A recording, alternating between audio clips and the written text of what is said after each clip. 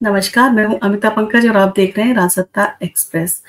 आज हम बात कर रहे हैं दिल्ली के सीएम अरविंद केजरीवाल के केस के बारे में। जैसा कि आपको पता है, हाई कोर्ट से जो उनकी याचिका थी उसको खारिज कर दिया गया था। इसमें उन्होंने अपनी अरेस्ट को जो था वो इल्लीगल तरीके से अरेस्ट करना बताया था और उन्होंने कहा था कि क्योंकि लोकसभा इलेक्शन सर पर है और उन्हें चुनाव प्रचार से रोकने के लिए जो सेंट्रल गवर्नमेंट है उसकी ये चाल है, उसने उन्हें गलत तरीके से अरेस्ट करवाया। परंतु सारे आर्ग्यूमेंट सुनने के बाद में, सारी चीज़ों पर गौर करने के बाद में जो जज थी, उन्होंने ये डिसाइड किया कि जो अरविंद केजरीवाल हैं, उनकी गिरफ्तारी लीगल तरीके से हुई है, पूरा प्रोसेस फॉलो करने के बाद में हुई है। और उस चुनौती को जो उन्होंने दिया था, तो उन्होंने कोर्ट ने ये डिसीजन दिया कि जो सिटिंग सीएम है, उनको गिरफ्तार किया जा सकता था। उनके जो खिलाफ थे पर्याप्त सबूत थे, जिसके आधार पर ईडी ने उन्हें अरेस्ट किया है। और ईडी के पास में ये राइट है, वो किसी को भी कभी भी अरेस्ट कर सकती है। और इसके साथ ही साथ सख्त टिप्पणी भी की थी उन्होंने कि जो पॉलिटिकल चीजें हैं उनमें नहीं जाना चाहता कोर्ट। कोर्ट सिर्फ सबूत देखता है और सारे सबूत देखने के बाद में कोर्ट इस नतीजे पे पहुंचा कि जो अरविंद केजरीवाल है, उनकी चुनाव के समय गिरफ्तारी हुई है, वो ठीक हुई है। और इसका कोर्ट से कोई लेना देना नहीं है कि चुनाव का टाइम है या नहीं है। कोर्ट सबूत देखता है और सबूत के बिना पर उसने जो देखा कि जो अरविंद केजरीवाल हैं, उनको सही तरीके से ईडी ने अरेस्ट किया था और पूरा प्रोसेस फॉलो करते हुए ईडी ने अरेस्ट किया था। और इसके साथ ही साथ जो राउस अवेन्यू कोर्ट यानी कि जो ट्रायल कोर्ट में अरविंद केजरीवाल की कहते हैं जो कस्टडी थी, जुडिशियल कस्टडी, उसको भी बढ़ा दिया गया। इसके बाद में जो अरविंद केजरीवाल थे, उन्होंने इसी कहते हैं हाई कोर्ट के डिसीजन को सुप्रीम कोर्ट में चैलेंज किया है। वहाँ पर भी उन्होंने जो था वो यही कहा है कि उनकी जो गिरफ्तारी है वो पॉलिटिकल से राजनीतिक जो राइवरी है उसके चलते हुई है और उनको चुनाव प्रचार करने से रोकने के लिए उनको गिरफ्तार करवाया गया है, ताकि जो एक पार्टी, सत्तारूढ़ पार्टी जो है, वो नहीं चाहती कि वो अपना चुनाव प्रचार करें, क्योंकि दिल्ली में उनकी सरकार है और जो सेंट्रल गवर्नमेंट है उसको डर है कि वो दोबारा से अच्छा मत हासिल कर सकते हैं। इस को रोकने के लिए उन्हें अरेस्ट किया गया है। और सुप्रीम कोर्ट में जब ये मामला गया तो सुप्रीम कोर्ट ने से जो इसके जो एडवोकेट थे अभिषेक मनु सिंघवी, उन्होंने कहा था कि अगली इसको सुनवाई के लिए टाइम दिया जाए।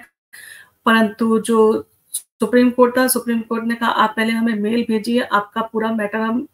देखने के बाद में आपको टाइम देंगे। और उसके बाद में उन्होंने उसको 15 अप्रैल को सुनवाई का टाइम दिया था, जहाँ पर दोनों पार्टियों के बीच में जो था वो डिस्कशन हुआ था इन सारी चीज़ों को लेके।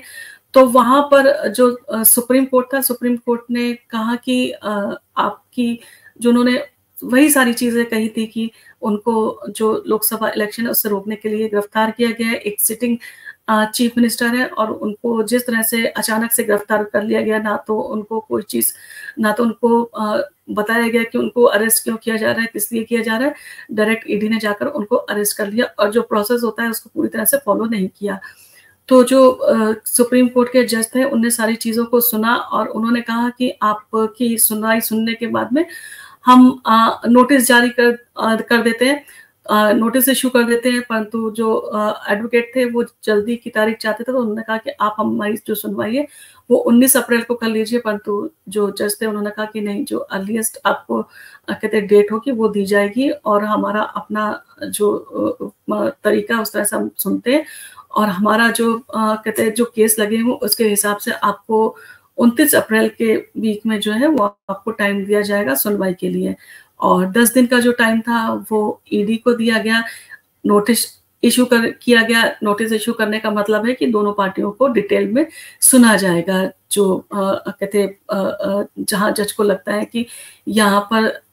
सब्सिक्वेंट है कि दोनों पार्टियों को सुना जाए, तो वहाँ पर दोनों पार्टियों को सुना जाएगा, जो उनकी दलील है उनको भी सुना जाएगा। और ईडी ने किस आधार पर उनको अरेस्ट किया है, तो ईडी को भी 10 दिन का नोटिस दिया गया है कि वो अपना पक्ष रखें कि किस लिए उनको जो है उन्होंने अरेस्ट किया था। और यहाँ पर जो एडवोकेट थे वो लगातार चाह रहे थे कि उनका केस जो है वो जल्दी सुनवाई पे लाया जाए, परंतु यहाँ से रिलीफ मिलता नहीं दिखा अरविंद केजरीवाल को। और जो सबसे बड़ी चीज़ है कि जो फैक्ट हैं, जो जो एविडेंस है, वो भी सारे ईडी अपने रख रही है, और कहीं न कहीं जो हाई कोर्ट का जो जजमेंट था, वो भी कंसीडर करेगी सुप्रीम कोर्ट। तो उन सारी चीज़ों को देखते हुए उनको जो है वो 24 तारीख को जो है वो टाइम दिया गया है ईडी को कि वो नोटिस का जवाब दें। और इसके बाद में जो है वो नोटिस का जवाब देने के बाद में 29 तारीख को जो भी फर्स्ट वीक में डेट होगी उसमें जो है वो सुनवाई की जाएगी, और सुनवाई के बाद में सुप्रीम कोर्ट दोनों के आर्ग्यूमेंट सुनने के बाद में सफाई देगी। क्योंकि यहाँ पर जो एडवोकेट थे अभिषेक मनु सिंघवी, उन्होंने काफ़ी कोशिश की कि जो जज है वो उनकी बात सुने, उन्होंने अपना पक्ष रखने की कोशिश भी की, उन्हें सारी चीज़ें समझाने की कोशिश की। उन्होंने ये भी कहा कि जो कहते इस केस में बहुत बार स्टेटमेंट हुए हैं और लगभग 16 बार चार्जशीट सप्लीमेंट्री फाइल की गई है, और एफआईआर में जो है वो अरविंद केजरीवाल का कहीं नाम नहीं था, और ईएसआर में भी कहीं नाम नहीं था, और बयानों के आधार पे उन्हें अरेस्ट किया गया है। और जो मनु सिंघवी चाहते थे कि 19 अप्रैल वाली डेट मिल जाए, परंतु कोर्ट ने कहा कि आप अपने जो आर्ग्यूमेंट है उसको संभाल के रखिए और उसकी सुनवाई हम करेंगे। और इसके साथ ही साथ आपको याद होगा कि एक एप्लीकेशन भी लगाई गई थी जिसमें कहा गया था कि अरविंद केजरीवाल जो है उनको जो उनका जो चीफ मिनिस्टर है सिटिंग बने हुए, तो उनको उनके पद से हटाया जाए, इस चीज़ के लिए उन्होंने एप्लीकेशन लगाई थी। और अगर वो एप्लीकेशन इस केस के साथ में अटैच कर दी जाती है तो ये जो केस है वो जो संवैधानिक पीठ है उसको भी ट्रांसफर हो जाता है। और जब संवैधानिक पीठ को अगर ट्रांसफर होगा तो 5 जजों की बेंच है वो इस पर सुनवाई करेगी और चीज़ों को चेक करेगी क्या सिटिंग जो चीफ मिनिस्टर है उनको जो अरेस्ट किया गया है वो सही किया गया है या गलत किया गया है, और क्या जो सिटिंग चीफ मिनिस्टर है वो जेल में रह के अपना जो वो है काम कर सकते हैं, और किस तरह से वो अपने जो उनकी कार्यकारिणी है उसकी मीटिंग करेंगे, किस तरह से वो एलजी के साथ में कांटेक्ट करेंगे, उनके साथ में टच में रहेंगे, क्या सुप्रीम कोर्ट से जो उनकी बेल एप्लीकेशन खारिज होने के बाद में एक सिटिंग चीफ मिनिस्टर को अधिकार है कि वो चीफ मिनिस्टर बना रह सकता है, क्या चीफ मिनिस्टर को रिजाइन करना पड़ सकता है, या जो चीफ मिनिस्टर है उसके क्या राइट रहते हैं, यानी कि उसके क्या संवैधानिक राइट है, उसको क्या संविधान द्वारा राइट मिले हैं। और ये सारी चीज़ों के ऊपर भी जो होगा वो डिस्कशन होगा। और ये सारी चीज़ें देखते हुए लगता है कि जो कहते सुप्रीम कोर्ट है वो काफ़ी सख्त जो रवैया है वो भी अपना सकते हैं कि जो अरविंद केजरीवाल थे उन्होंने जो रेगुलर बेल थी उसके लिए अप्लाई नहीं किया है। और इसका कारण भी है कि जिस तरह से हेमंत सोरेन थे उनकी बेल एप्लीकेशन रिजेक्ट हुई थी, और मनीष सिसोदिया की हाई कोर्ट से भी और सुप्रीम कोर्ट से भी कई बार बेल एप्लीकेशन कहते रिजेक्ट हो चुकी है। तो ऐसे मौके पे एक सेफ एंड साइड लेके अरविंद केजरीवाल के जो एडवोकेट थे उनको लगा कि संवैधानिक रूप से उनकी गिरफ्तारी को चुनौती दी जाए, और हो सकता है अगर उनकी जो गिरफ्तारी है वो रद्द हो जाती है तो उनको आसानी से बेल मिल जाएगी। जब उसका वो लीगली नहीं होगी अरेस्ट तो उनको आगे बेल के लिए अप्लाई करने की जरूरत नहीं है और वो ऐसे ही छूट जाएंगे। तो ये सारी चीज़ों को टेक्निकली चीज़ें सॉल्व करने के लिए जो भी लीगल एस्पेक्ट थे वो सारी चीज़ें देने के लिए उनका वो लगाया गया था। परंतु इसमें सबसे बड़ी चीज़ है कि देखा जाए तो अरविंद केजरीवाल ने कहीं अपनी मुसीबत खुद ही तो नहीं बुला ली है। अगर सुप्रीम कोर्ट का जो कहते अगर ये जो आर्ग्यूमेंट सुनने के बाद में अगर संवैधानिक पीठ को इसका ट्रांसफर कर दिया गया तो संवैधानिक जो पीठ के जो जजेस हैं वो सारी चीज़ों को सुनेंगे और कॉन्स्टिट्यूशनल मैटर बनेगा ये, तो इन सारी चीज़ों को चेक किया जाएगा कि क्या राइट है एक सिटिंग चीफ मिनिस्टर का। आपको याद होगा कि जो जयललिता थी उनको सिटिंग चीफ मिनिस्टर थी वो उनको अरेस्ट कर लिया गया था, यानी हालांकि बाद में उन्होंने रिजाइन कर दिया था, परंतु जब वो अरेस्ट कर ली गई थी उसके बाद में उन्होंने इलेक्शन जीता था। इलेक्शन जीत के जब वो आई थी तब ये कोर्ट में गया था और कहा गया था कि जब वो जनता ने उन्हें जिता के भेजा और जनता चाहती है कि वो चीफ मिनिस्टर बने तो उनको बना देना चाहिए। तो वो यहाँ पर जो सुप्रीम कोर्ट था उसने कहा था कि नहीं, जो कानूनी तौर से सारी चीज़ें, संवैधानिक रूप से भी सारी चीज़ें ठीक होनी चाहिए, तभी उनको अपॉइंट किया जा सकता है। सिर्फ़ जो कहते हैं जो वैधानिक और संवैधानिक रूप से अगर कोई चीज़ की कमी है, तब उनको जो चीफ मिनिस्टर के रूप में नहीं बिठाया जा सकता है। तो और उनकी जो कहते हैं राज्यपाल थे, उन्हें उनकी शपथ लेने से भी उनको रोक दिया था। तो ये सारी चीज़ें हैं और ये सारी चीज़ों को देखते हुए ये आपने देखा होगा राहुल गांधी का भी केस आया था, जिसमें उनके ऊपर 2 साल की डिफेमेशन केस में 2 साल की सज़ा सुनाई गई थी। उसके बाद में जो उनकी कहते हैं मेंबरशिप थी, वही ऑटोमेटिकली जो थी वो कहते हैं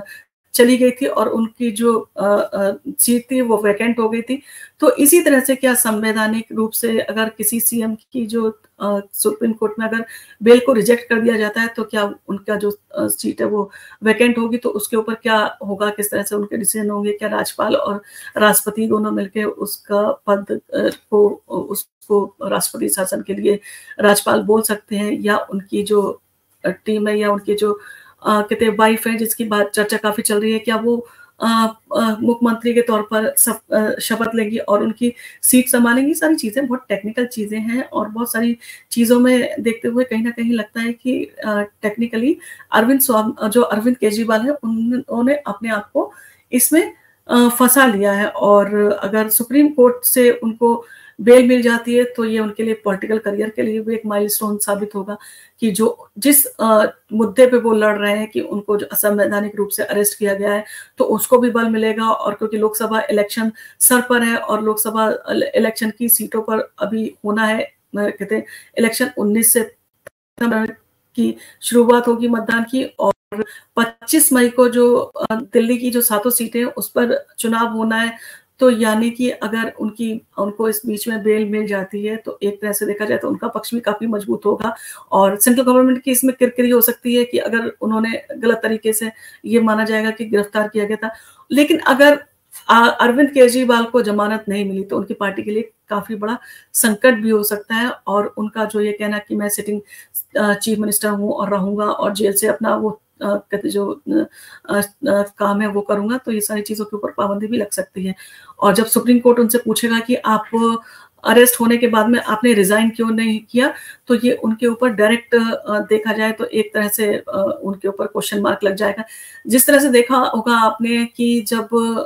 कोर्ट में डिस्कशन के लिए मैटर गया था हाई कोर्ट में, जब अरविंद केजरीवाल जो थे वो डायरेक्ट सबसे पहले वही गए थे और उन्होंने उसमें वहां पर अपने अरेस्ट को चुनौती दी थी। तब उस टाइम पे जो कहते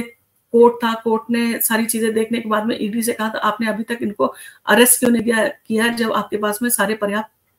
जो सबूत है। उसके बाद ही इवनिंग में जो ईडी थी उसने जाके उनको अरेस्ट कर लिया। तो कहीं ना कहीं ये तो नहीं है कि जिस तरह से उन्होंने पहले अपनी मुसीबत मोल ली थी हाई कोर्ट में जाके, इस तरह से वो अब फिर दोबारा से अपने ऊपर मुसीबत लेके बैठे हुए हैं। और उनका ये जो कदम कि वो अपनी अरेस्ट को चैलेंज कर रहे हैं, तो कहीं ऐसा ना हो कि उनके ऊपर ये उल्टा इसका कहते असर पड़े।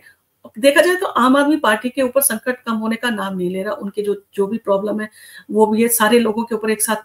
जो है वो आप कह जाए कि संकट का समय है काफी। जैसे कि आपने देखा होगा उनके एक और जो मंत्री हैं उनको वक्फ बोर्ड में गलत तरीके से, अवैध तरीके से कहते कब्जा करने के आरोप में भी ईडी ने सम्मन दिया है और वो भी लगातार कोर्ट नहीं जा रहे थे। और उनकी जो इंटरिम बेल के लिए कोर्ट ने रिजेक्ट कर दिया कि उनको इंटरिम बेल नहीं दी जा सकती है, उनको जाके कहते ईडी के सामने पेश करना होगा, अपना पक्ष रखना होगा। तो इस तरह से सारी चीजें हो रही हैं, जिस तरह से उनके कार्रवाई चल रही है और सही भी है, आम आदमी भी है। अगर उसको सम्मान मिलता है तो उसको सम्मान की वैल्यू होती है। और इनको तो 9 बार सम्मान दिए गए थे और इन्होंने अगर ये टाइमली सम्मान मिलने पर चले गए होते और अपना पक्ष रखा होता, तो हो सकता है ईडी इनको अरेस्ट ना करती। और अभी कहते इनके साथ साथ ही अगर आपने देखा होगा कि मनीष सिसोदिया है, उनका भी 15 अप्रैल को उनकी भी जो था वो कहते कोर्ट में एप्लीकेशन लगी थी और जो उनकी ट्रायल कोर्ट में बेल एप्लीकेशन पे सुनवाई अब जो है वो 20 अप्रैल को होगी, यानी कि उनको वहां से भी बेल नहीं मिली है अभी। और लोकसभा चुनाव का प्रथम जो चरण है वो 19 अप्रैल से शुरू हो रहा है और 25 मई को दिल्ली की 7 लोकसभा सीटों पर जो है वोटिंग हो जाएगी। सीबीआई द्वारा जो है मनीष सिसोदिया को अरेस्ट किया गया था और दिल्ली सरकार में वो उस समय जो थे वो कहते हैं एजुकेशन मिनिस्टर के तौर पर भी काम कर रहे थे और डिप्टी सीएम भी थे। और जो सिटिंग चीफ मिनिस्टर के ऊपर भी बात कही गई थी कि उनके ऊपर जो एलिगेशन लगे थे और उनको भी उसी तरह से जो है बेल नहीं मिल रही ना हाई कोर्ट से, और अब सुप्रीम कोर्ट से देखना होगा कि उनकी बेल के ऊपर क्या डिसीजन आता है। और जो कहते कोर्ट है वो चेक करेगी कि सीएम का क्या राइट है और उन्हें सीएम रहते हुए जेल से काम करने देना चाहिए या नहीं, और अगर जेल में काम कर रहे हैं तो किस तरह का उनका मंत्री परिषद होगा और किस तरह से वो काम होगा, किस तरह से उनकी बैठक होंगी, किस तरह से वो सारी चीजों को अपना रेगुलर बेसिस पे करेंगे। और एलजी के साथ में अगर मीटिंग होगी तो वो किस तरह से एलजी के साथ में अपनी मीटिंग करेंगे। तो ये सारी चीजें जो है वो देखने के बाद मुझे लगता है कि अरविंद केजरीवाल की जो मुसीबतें हैं वो कम होने का नाम नहीं ले रही है, और उनके ऊपर जो संकट है वो अभी बड़ा है। और कोर्ट जो है वो भी सारी चीजों को पक्ष और विपक्ष यानी कि वो सीबीआई का पक्ष भी सुनेगी, ईडी का पक्ष भी सुनेगी, दोनों का आर्ग्यूमेंट होगा। तो देखने को आपको बहुत इस केस के ऊपर आपने देखा, आप अगर देखेंगे तो जो 29 के बाद में या 29 तारीख को जो आर्ग्यूमेंट होगा वो काफी तगड़ा मुकाबला होने वाला है ईडी, सीबीआई और अरविंद केजरीवाल के एडवोकेट के बीच में। और उसमें किस किस चीज को चैलेंज किया जाएगा और उसके पक्ष में क्या क्या एविडेंस होंगे, क्या क्या जो मनु संघवी है वो रखेंगे अपने एविडेंस, और उसके पक्ष में जो ईडी है वो क्या रखेगा, इन सारी चीजें देखने लायक होगी। और क्योंकि लोकसभा इलेक्शन है और लोकसभा इलेक्शन में ये सारी चीजें काफी मैटर करती हैं,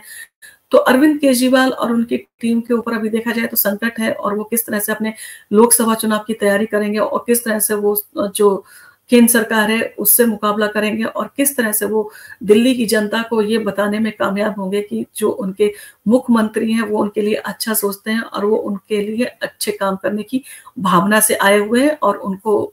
जैसे कि उनकी पार्टी परसेप्शन बनाती है कि उनको अरेस्ट कर लिया गया, बाकी टीम को भी अरेस्ट कर लिया जाएगा और उनको काम करने से रोका जाएगा, और जो मोदी है वो उनसे डरते हैं और डरने के कारण वो इस तरह की चीजें कर रहे हैं। तो देखना होगा कि किस तरह की आम आदमी की पार्टी के जो परसेप्शन होते हैं, क्या जो उनके एलिगेशंस होते हैं वो तो उनके अपने ही होते हैं, किस तरह के वो आरोप लगाते हैं और किस तरह से वो अपनी प्रेस कॉन्फ्रेंस करते हैं और कितने सनसनीखेज चीजों का खुलासा करने जा रहे हैं, और वो सारी चीजें करके वो अपनी प्रेस कॉन्फ्रेंस करते हैं। वो सारी चीजें लोकसभा चुनाव तक जारी रहेंगी और देखना होगा कि इस दंगल में कौन जीतता है। धन्यवाद।